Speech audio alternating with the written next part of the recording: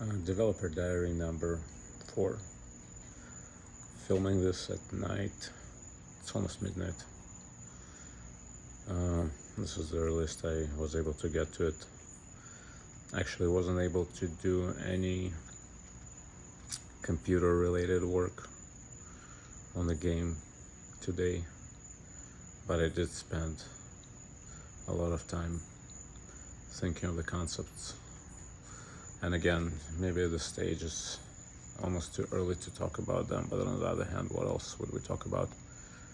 So some of the concepts were just thinking about the units.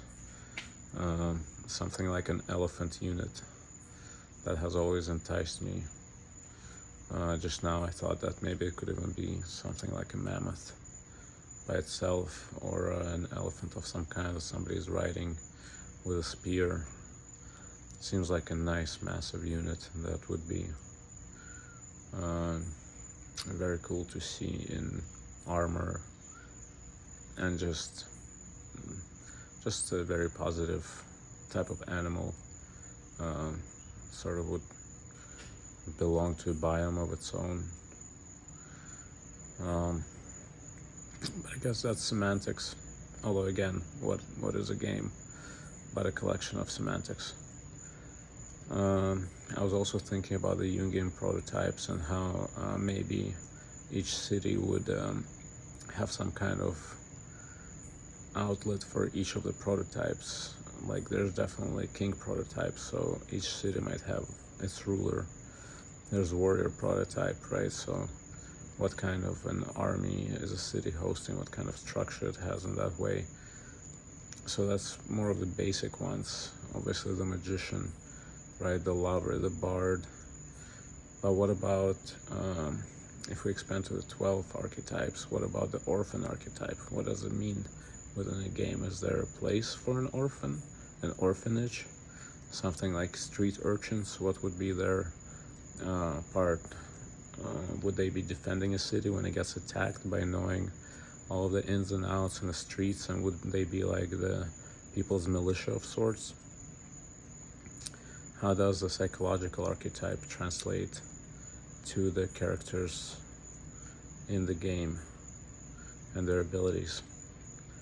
These are some interesting questions to think about. Another thing I was considering is to make this not just a game for entertainment, which would be enough, but what if it could actually change the world for the better? So what if in certain places of the game we inserted quotes by inspirational famous historical figures like Marcus Aurelius? His entire meditation could go into the game.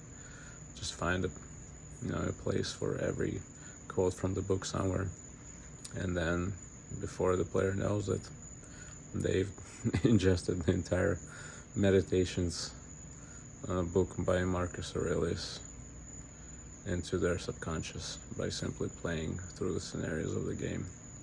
So that's what I thought of today. I guess this diary entry actually turned out to be more interesting than I thought it would be.